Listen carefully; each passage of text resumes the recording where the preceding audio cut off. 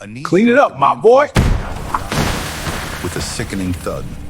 The ambient hum of the Iron Grid MMA Academy in Southside Chicago vanished into thin air. Jaxson Croft, the undisputed 25-0 champion, was kneeling on the floor with his right hand frantically slapping the canvas.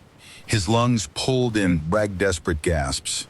The man pinning him down wore a faded industrial-grade janitor's uniform. He had a gaunt frame, sharp cheekbones, and pale blue eyes that registered absolutely zero emotion. He leaned in close, his breath steady, and whispered a single sentence into the champion's ear. 312,000 people were watching the live feed. The relentless waterfall of comments abruptly stopped. 3 hours earlier, this exact same man had been on his knees in the center of that cage, scrubbing sweat and blood off the vinyl. He had been quietly cleaning this facility, night after night, for 2 entire years. Nobody ever bothered to ask why a man with his specific set of skills chose to push a mop in this exact gym. By the end of this night, every single person in the room would understand the terrifying truth. He was not there by accident. The digital clock above the heavy bag station read 9:41 p.m. Declan Hayes dragged his yellow mop bucket through the chain-link door of the main sparring cage. His movements possessed an eerie, mechanical efficiency that didn't match the job description. He grabbed a loose nylon strap on a 100-pound heavy bag and secured it with a specialized military-grade tension knot. The entire adjustment took exactly 3 seconds. His knuckles were heavily calloused, the cartilage permanently flattened from years of unprotected impact. He kept his head down. He pulled a pair of cheap, wired earbuds over his ears, drowning out the gym noise with an old, scratchy acoustic blues track. Toby, a 19-year-old amateur fighter who worked the front desk to pay for his gym time, was picking up discarded towels near the bleachers. He was the only person in the building who ever bothered to look Declan in the eye. Toby was struggling to wrap his hands, the cotton fabric twisting awkwardly around his wrists. Declan set his mop down and walked over. He didn't say a word. He took the wrap from Toby's hands, unwound the mess, and tightly bound the fabric over the boy's knuckles with rapid, surgical precision.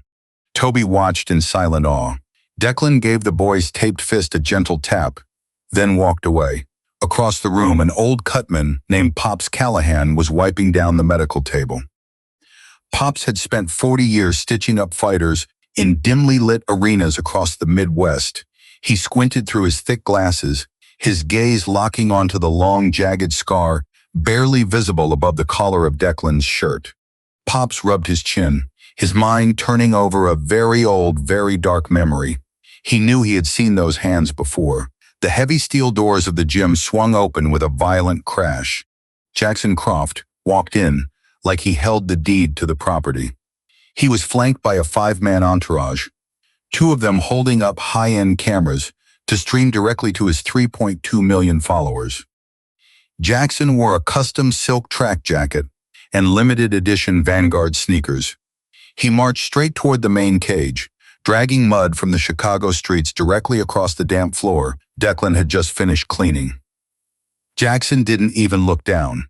He casually kicked a half-full water bottle, sending it skidding into the side of Declan's boot. "Clean it up, mop boy," Jaxson said, flashing a highly rehearsed smile directly into the camera lens. Declan looked down at the puddle of water. He stared at the mud tracks ruining his work. His right hand tightened around the aluminum handle of the mop. The knuckles turned a stark, bone white under the harsh fluorescent lights. For a fraction of a second, the air around him seemed to drop 10 degrees. Then, he slowly relaxed his grip. He grabbed his rag and knelt down to wipe the floor. A few moments later, Marcus Thorne walked through the doors. Marcus was a high-stakes promoter, a man who wore an imported Italian suit to cover up the absolute ruthlessness of his business practices. He wore a heavy gold watch and carried a leather briefcase. As Marcus approached the cage to greet Jaxson, Declan froze. He was mid-wipe, a damp rag pressed flat against the mat. He didn't look up, but his pale blue eyes tracked Marcus's expensive leather shoes as they walked past. Declan's chest stopped rising. He didn't breathe for a full 12 seconds. The cameras didn't catch the look in the janitor's eyes. But if anyone had been paying close attention, they would have seen the quiet, terrifying realization settling over the room. The ghost had finally found his mark. 8 years ago, the freezing winters of industrial Detroit did not forgive hesitation. The air inside the abandoned automotive warehouses on the east side tasted permanently of rust, stale beer, and copper. Declan Hayes was a ghost in that brutal underground ecosystem. He was a bare-knuckle fighter who operated with the cold, detached precision of a surgical instrument. He had returned from a highly classified deployment with the Marine Raiders in the Kunar province carrying a permanently shattered sleep cycle. His mind was a chaotic storm of tactical variables and phantom gunfire. The unsanctioned underground ring was his only functional anchor. It was the only environment where the deafening noise inside his head could be translated into a physical, solvable geometry. He fought entirely in the dark, dismantling heavier opponents without a single shred of malice. His younger brother, Elias, was constructed from entirely different materials. Elias was 21 years old, possessed a reckless, blinding optimism, and played a battered acoustic guitar with a natural, effortless grace. More dangerously, he was completely obsessed with the violent mythology surrounding his older brother. Declan spent his quiet afternoons meticulously teaching Elias how to properly wrap his hands with athletic tape, strictly for self-defense. He constantly preached the gospel of physical restraint, drilling into the boy that violence was always a catastrophic failure of the human mind. Elias would nod, strumming soft chords on his guitar, but his eyes always drifted toward the heavy stacks of crumpled $100 bills changing hands in the warehouse corners. He wanted to help pay the rent. He wanted to be just like his brother. Marcus Thorne controlled the illicit betting books in the greater Detroit metropolitan area. Thorne was a corporate parasite dressed in imported Italian cashmere, a man who actively built his multi-million-dollar portfolio on the desperation of broken men. During a routine scouting visit, Thorne noticed Elias hovering near the edges of the blood-stained canvas. He saw the kid's raw, unpolished athleticism. More importantly, he saw a highly profitable, entirely disposable asset. On a freezing Tuesday night in late November, while Declan was working a grueling 14-hour night shift at a local steel mill, Thorne made his move. He manipulated Elias into stepping into a makeshift ring against a 240-pound drifter, promising a payout of $4,000. There were no paramedics on standby. There was no referee to recognize the vacant terrifies in the young boy's eyes after the second heavy blow to the temple. Declan never heard the final punch land. He only received a frantic, breathless phone call at exactly 11:47 p.m. The heavy static on the cheap cellular line entirely failed to mask the panicked, screaming crowd in the background. Elias hit the concrete floor, and his brain simply stopped functioning. Thorne immediately packed up the betting pool, shoved $84,250 in illicit wagers into a black leather duffel bag, and vanished into the freezing Midwest night, before the police sirens even approached the warehouse district. Declan did not scream. He did not break the furniture in their cramped apartment. He simply packed a single olive-drab duffel bag, left his brother's acoustic guitar leaning silently against the cast-iron radiator, and began a meticulously slow, agonizingly patient hunt. He followed the quiet whispers of Thorne's rapidly expanding sports promotion empire. He tracked fraudulent shell corporations, bribed athletic commissions, and phantom fight licenses from Michigan all the way down to Illinois. He traded his tactical combat boots for the faded, unremarkable gray uniform of a sanitation worker. He needed to be entirely invisible. He needed to wait for the exact perfect moment when the arrogant promoter felt entirely untouchable. The digital clock in the present day Chicago gym shifted to 10:14 p.m. The heavy, rhythmic breathing of Jaxson Croft echoed loudly through the expansive training facility. Jaxson had just dismantled his third sparring partner of the evening. The heavy-set heavyweight was currently pressing a plastic ice pack against a fractured jaw by the water cooler, spitting blood into a trash can. Jaxson paced the center of the cage like a predator, desperately craving actual, breathing prey.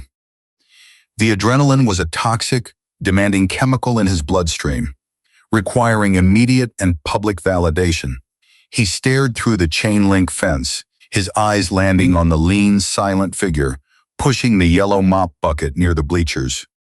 Jaxson sneered, violently adjusting the Velcro straps on his custom leather training gloves. He shouted at the janitor to fetch him a clean towel, his voice dripping with absolute, unearned authority. Declan continued sweeping the wet mop in slow, rhythmic figure eights across the vinyl floor. The complete lack of response felt like a physical, burning slap to the champion's fragile ego. Jaxson shoved the heavy cage door open. He marched onto the gymnasium floor with his chest puffed out, ensuring the 3 million people watching the live stream had a clear view of his dominance. He grabbed a heavy rubber medicine ball from the steel rack and hurled it directly at the plastic mop bucket. The heavy sphere missed the bucket by 3 inches. It slammed heavily into the shoulder of Toby, the teenage desk clerk, who was carrying a tall stack of freshly folded white towels. Toby stumbled backward, his sneakers squeaking sharply on the damp floorboards. The boy's head clipped the unforgiving steel support beam of the cage frame. With a hollow crack, the stack of towels scattered violently across the dirty ground. Toby slumped down against the metal grate, holding the back of his head, his face entirely drained of color. The entire gym went completely dead. The rhythmic slapping of the leather jump ropes stopped instantly.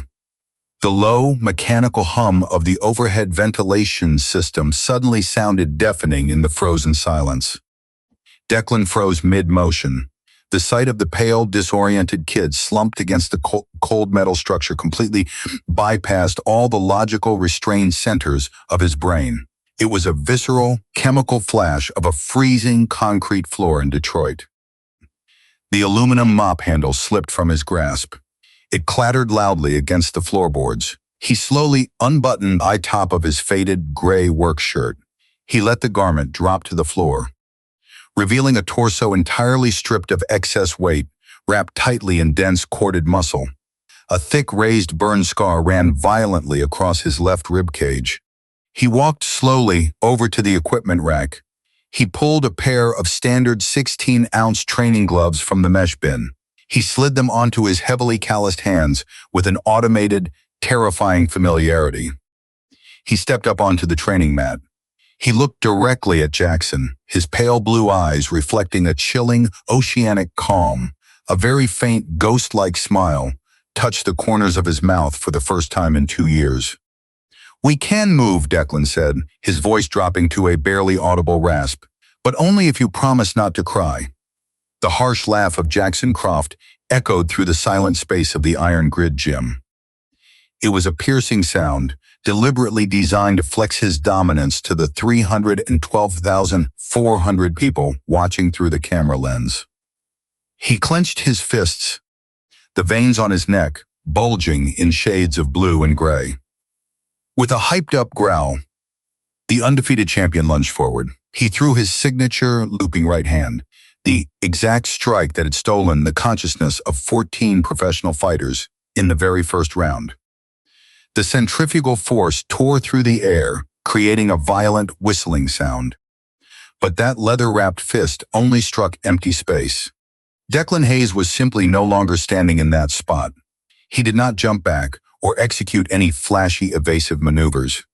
The janitor simply lowered his center of gravity slightly and tilted his body axis to the left by exactly 3 centimeters, just enough for the wind from the punch to graze the shoulder of his shirt. He borrowed the champion's own frantic momentum to throw him off balance, sending him staggering forward 2 more steps. Jaxson cursed. He pivoted, gritting his teeth, and unleashed a rapid 6-strike combination. Jab, cross hook, and a low kick aimed straight at the knee. Not a single strike landed. The entire gym felt like it was witnessing an optical illusion. Declan moved with absolute geometric precision.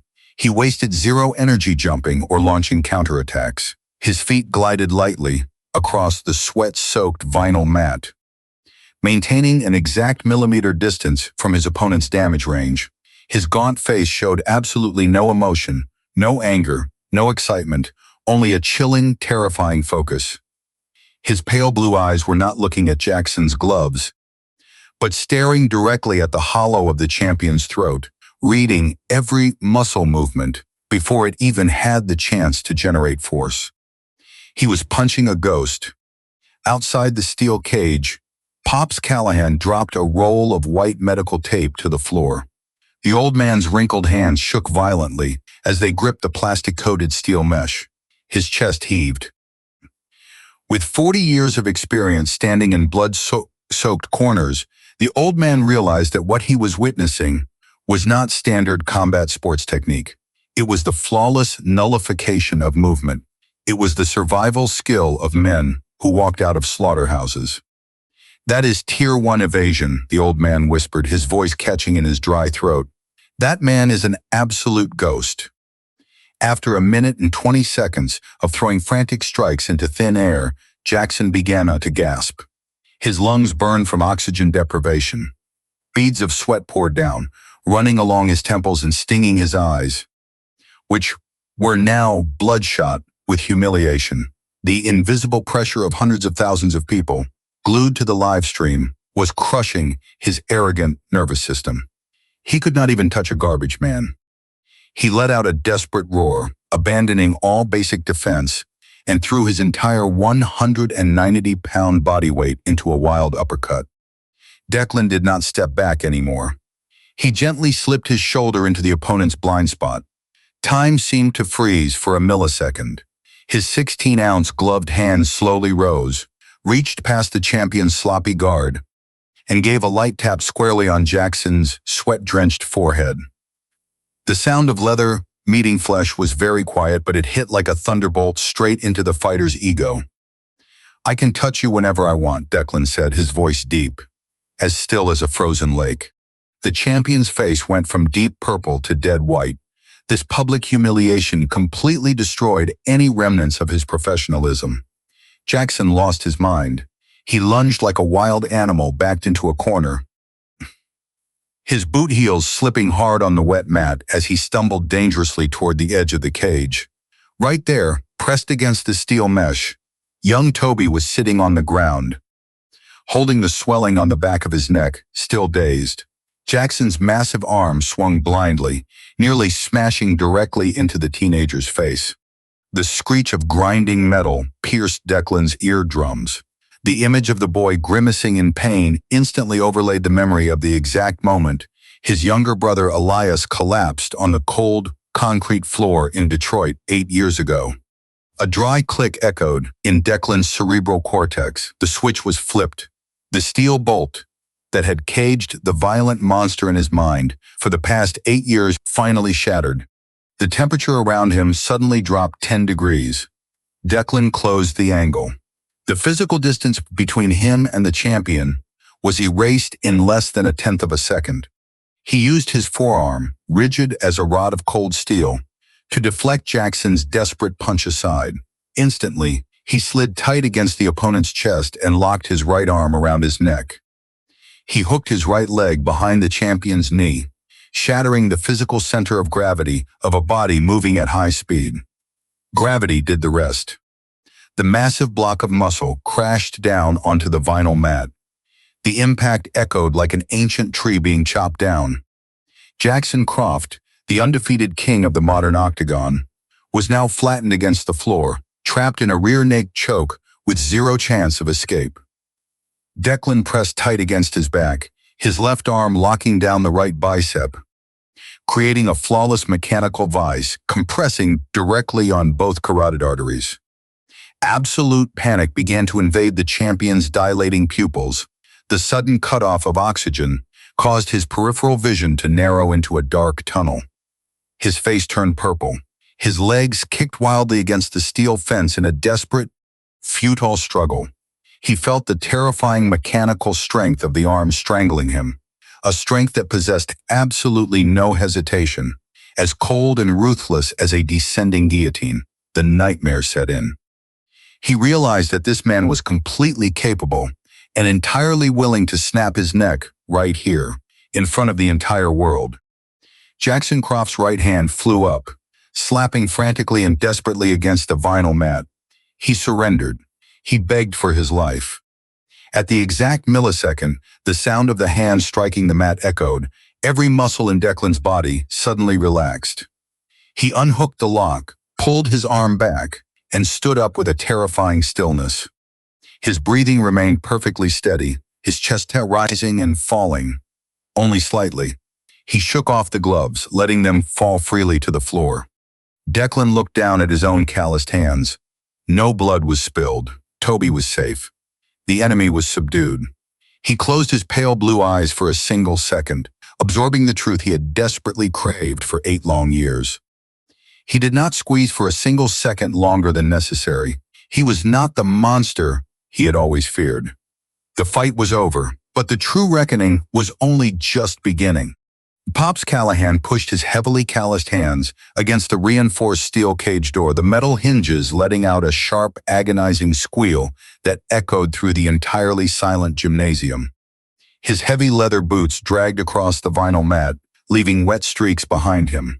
The old cutman's voice shook violently, vibrating with a mixture of absolute awe and deeply rooted terror as he stared at the gaunt janitor standing motionless over the broken champion. I know exactly who you are. You ran the Detroit Underground Circuit 8 years ago. You were a ghost even back then. Everyone in the tri-state area thought you were buried under a concrete slab.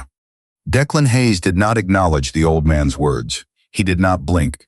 His pale blue eyes completely bypassed the gasping, humiliated champion, still struggling to pull oxygen into his crushed windpipe on the floor. Instead, Declan's gaze locked directly onto the expensive imported Italian suit standing just outside the primary camera frame.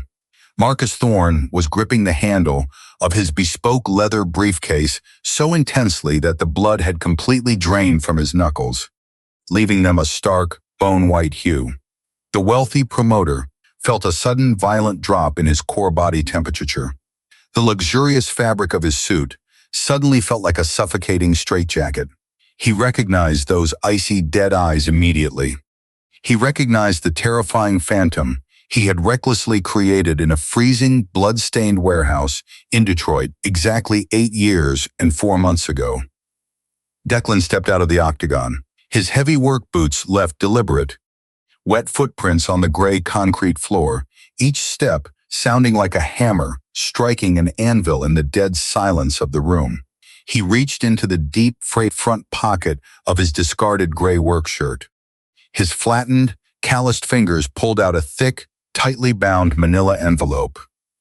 He did not throw it. He walked over and deliberately dropped it onto the stainless steel medical table, directly in front of the primary live stream camera rig. The heavy slap of the paper against the metal sounded like a gunshot.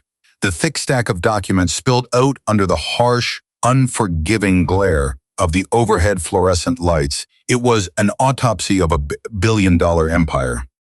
There were highly classified offshore bank routing numbers, specifically detailing the transfer of $84,250 to a phantom shell company named Apex Holdings LLC.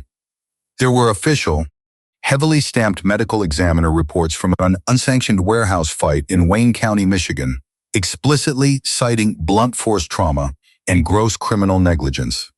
There were the physical, unredacted copies of encrypted emails showing Thorne aggressively paying off local precinct captains with untraceable crypto transfers to intentionally lose the physical evidence of a young 21-year-old boy's death.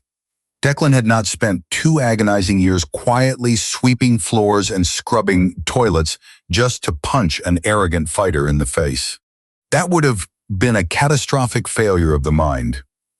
He had spent 2 entire years patiently, methodically accessing Thorne's unprotected internal office servers every single night between 2 and 4 in the morning, while the building was entirely empty.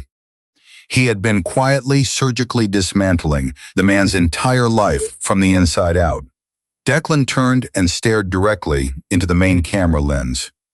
The live digital counter in the corner of the monitor rapidly ticked upward, spiking to exactly 412,803 concurrent viewers.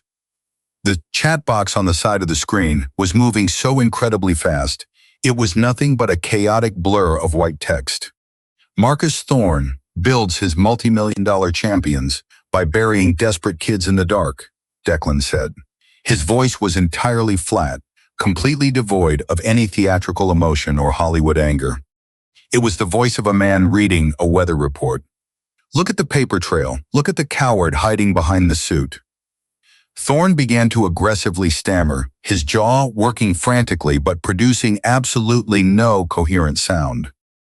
He instinctively backed away toward the red, glowing emergency exit sign, his trembling fingers finally losing their grip. The $3,000 leather briefcase dropped heavily onto the floor, bursting open and scattering meaningless promotional contracts across the dirty tiles. His meticulously crafted empire of wealth, elite status, and corporate intimidation was violently dissolving in real time. It was being broadcasted globally to every athletic commission, federal tax investigator, and aggressive sports journalist in the country. He tried to loudly claim the documents were completely forged. He frantically cited standard operational procedures, liability waivers, and his expensive legal team, but his vocal cords tightened and his voice cracked and failed entirely. The live chat feed was already pulling the federal tax ID numbers from the broadcasted documents, aggressively cross-referencing them in real time on public databases. The flashing red and blue lights of 3 Chicago police cruisers were already reflecting intensely through the gym's high frosted glass windows. There was absolutely nowhere left to run. The digital execution was absolute. Jaxson Croft, still coughing up thick strings of saliva on the mat, slowly looked up at his wealthy promoter. The glamorous, bulletproof illusion of his entire professional career shattered into a million irreversible pieces. The arrogant champion slowly pulled himself up to his knees, utterly refusing to look at the streaming cameras.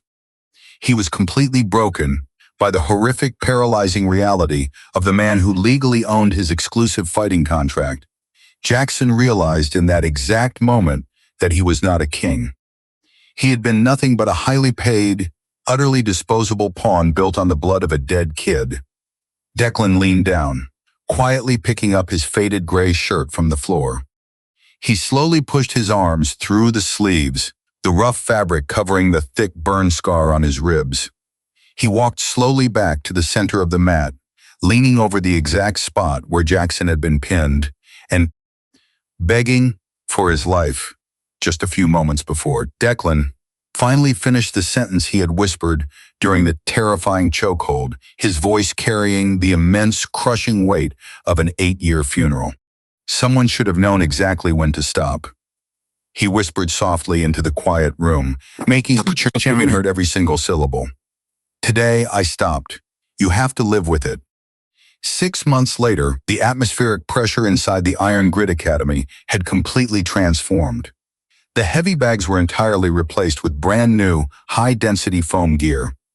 The floors were properly sanitized, smelling faintly of pine cleaner rather than stale sweat and copper. The large front window facing the Chicago street bore a newly painted, bright white sign reading the Elias Hayes Foundation. It was now a completely free youth athletic clinic, operating entirely on anonymous local donations and community grants. Declan stood quietly by the edge of the sparring mat, wearing a clean, simple black athletic shirt. His posture was relaxed, his pale blue eyes finally holding a fraction of warmth. Toby, fully recovered from his concussion and standing with perfect disciplined military posture, was carefully wrapping his own hands with pristine white athletic tape. Declan watched the teenager, nodding slowly in silent, profound approval. The absolute first lesson we learn in this specific room, Declan told the small, attentive group of neighborhood kids sitting cross-legged on the mat. His voice carried a quiet, immense gravity that commanded total respect without ever needing to raise its volume. He knelt down, looking the youngest kid directly in the eyes. The most important strike you will ever throw in your entire life is the one you know exactly when to pull back. Strength is not about what you can destroy. It is about what you choose to protect. In the far dimly lit corner of the gymnasium, leaning quietly in the shadows against the reinforced steel cage, the old yellow mop bucket remained perfectly in place. Declan had specifically requested to keep it there. It was a silent, permanent, and terrifying reminder to anyone who walked through those doors. The most dangerous, capable person in the entire room is rarely the one making the most noise. It is usually the one quietly, patiently cleaning up the mess. Subscribe to the channel for more stories of quiet power, deep psychological resilience, and absolute undeniable justice. If you want to see what actually happens when loud arrogance blindly meets the immovable object of truth, hit the bell icon right now. You never know who is sweeping the floors in your own life.